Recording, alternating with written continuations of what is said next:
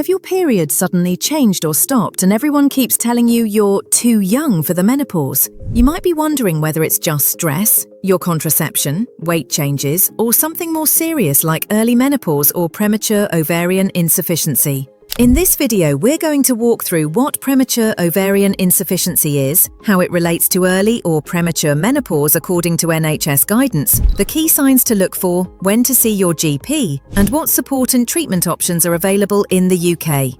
By the end, you'll know what's normal, what's not, and exactly what to do next if you're worried. Welcome to Balanced Woman UK, where we provide evidence-based women's health information you can trust. Everything in this video is based on official NHS, Royal College of Obstetricians and Gynecologists and NICE guidance, and I've linked all sources in the description below.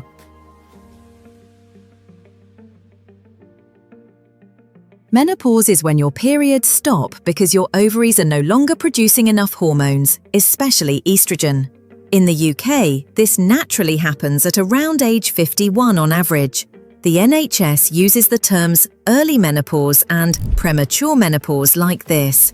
Early menopause is when your periods stop between 40 and 45. Premature menopause is when they stop before 40. This can happen naturally or be caused by treatments such as chemotherapy, radiotherapy, or surgery to remove the ovaries. Premature ovarian insufficiency, or POI, is a closely related term. It means the ovaries aren't working properly before age 40. They're not producing normal levels of hormones and may not release eggs regularly, so periods become irregular or stop. Sometimes function can be intermittent, meaning periods might stop and then come back for a while. So if you're under 40 or even under 45 and your periods have changed a lot, this is something a GP should take seriously and investigate.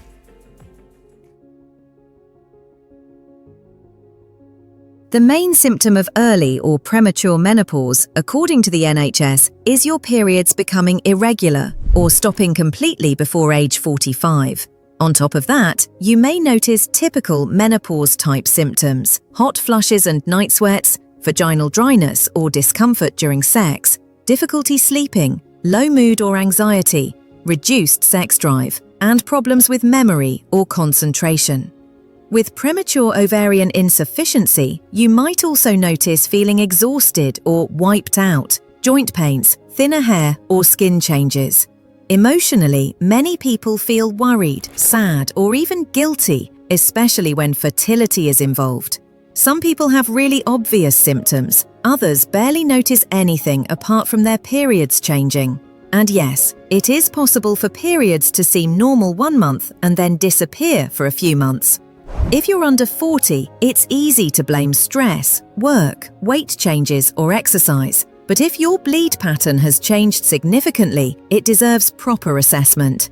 You should book a routine GP appointment if you're under 45 and think you have menopause-like symptoms such as hot flushes, night sweats, vaginal dryness, mood changes, poor sleep, or brain fog. You should also see your GP if your periods have become very irregular for more than a few months, or if you're under 40 and your periods have stopped for 3 months or more and you're not pregnant. If you've had treatment that could affect the ovaries, like chemotherapy, radiotherapy, or ovarian surgery, and your periods have changed, that is another important reason to be reviewed.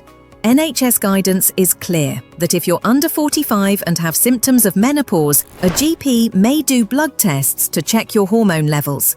For premature ovarian insufficiency, doctors often check levels of follicle-stimulating hormone, FSH, on 2 separate occasions a few weeks apart, along with other tests to help confirm the diagnosis.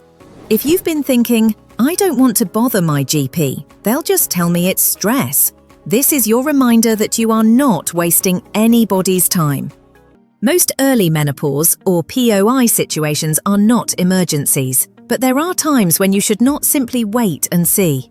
You should seek urgent medical advice via NHS 111 or same-day care if your period has stopped suddenly and you might be pregnant, especially if you have pelvic pain or unusual vaginal bleeding. You should also get urgent help if you have sudden, severe pelvic or abdominal pain, a fever, or feel very unwell. as this could indicate an infection or another acute problem. Very heavy bleeding that soaks through pads or tampons quickly, especially if you feel dizzy or faint, also needs urgent assessment. If you have severe chest pain, sudden shortness of breath, signs of a stroke, or you feel like you might collapse, you should call 999. That advice is general and not specific to POI, but always important. For everything else related to cycle changes, hot flushes, mood changes, and vaginal symptoms, your GP is the right starting point.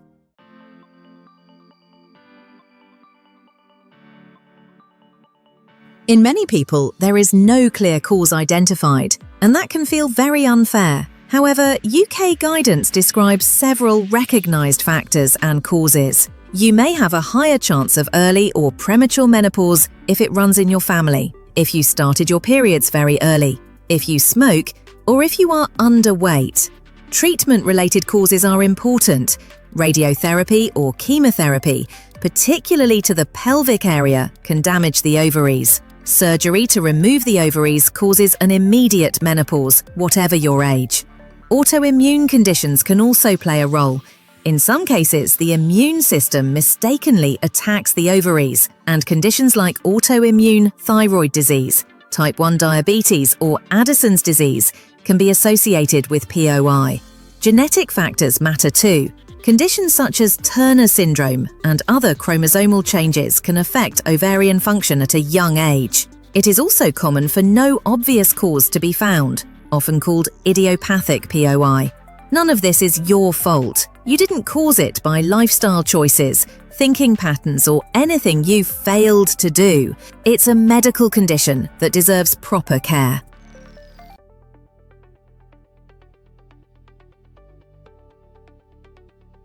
You might wonder whether you really need a label if your periods have stopped and you don't want children. The answer is yes, because this isn't just about periods. When estrogen levels are low for a long time, especially from a young age, it can increase the risk of osteoporosis, bone thinning, and fractures, as well as cardiovascular disease, meaning a higher risk of heart problems later in life. NHS guidance highlights that if menopause starts before 45, it's important to replace missing hormones to protect your bones and heart, unless there's a specific medical reason not to. UK expert resources also stress that hormone treatment is usually recommended until around the natural menopause age of 51 to reduce long-term health risks. So the goal is not just symptom relief in the short term, but also protecting your future health.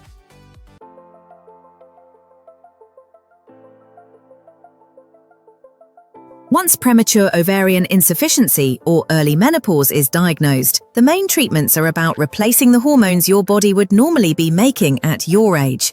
The key options are hormone replacement therapy, HRT, and the combined hormonal contraceptive pill, and sometimes referral to specialist menopause clinics.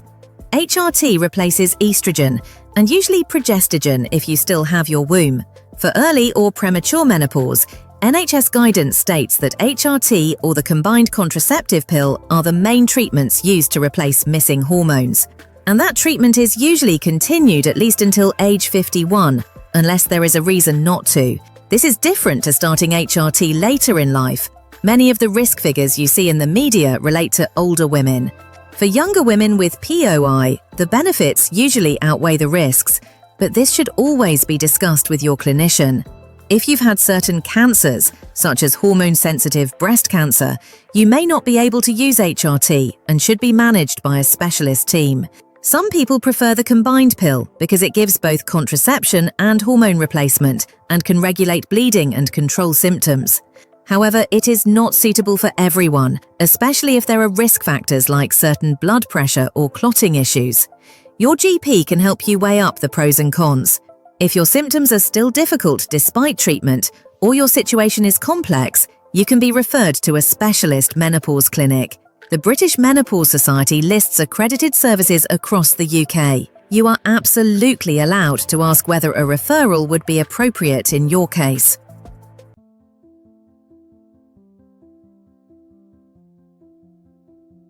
Premature ovarian insufficiency does not automatically mean you will never conceive, but it can make pregnancy more difficult. Some people may conceive spontaneously if ovarian function is intermittent. Others may need IVF with their own frozen eggs if they are available, donor eggs, or may consider options such as surrogacy or adoption. Even hearing these possibilities can be emotionally heavy, and there is no right way to feel. If this is affecting your mental health, if you feel low, anxious, angry, or overwhelmed, it's important to seek support. You can talk openly with your GP, self-refer to NHS talking therapies in many areas for anxiety and depression, and connect with charities and support organisations specialising in premature menopause and fertility. You deserve support for the emotional impact, not just the physical aspects.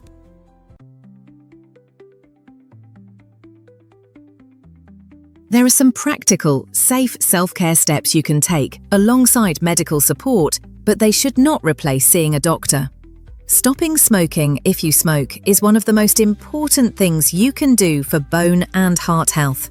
A healthy, balanced diet with adequate calcium, such as from dairy or fortified alternatives and green leafy vegetables, will support bone strength.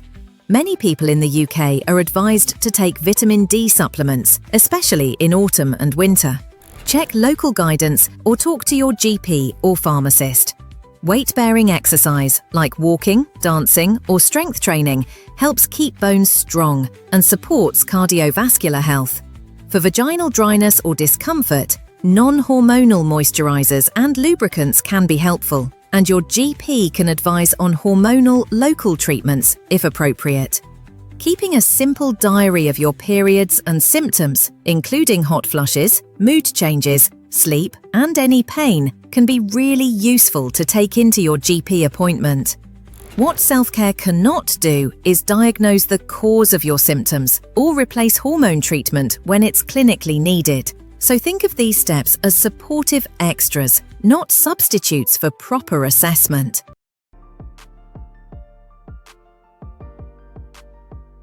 If you've ever felt rushed or dismissed in appointments, it can be hard to go back.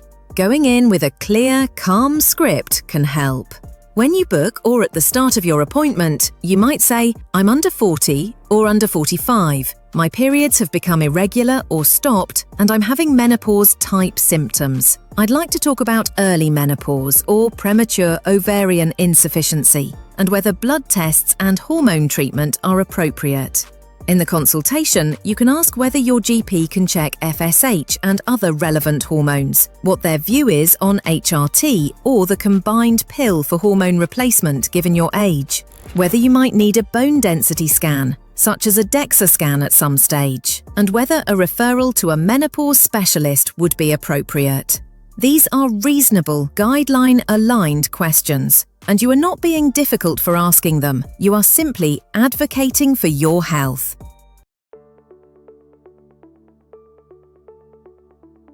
Premature ovarian insufficiency and early or premature menopause mean your ovaries are underfunctioning or have stopped working earlier than usual, often before 40 or 45.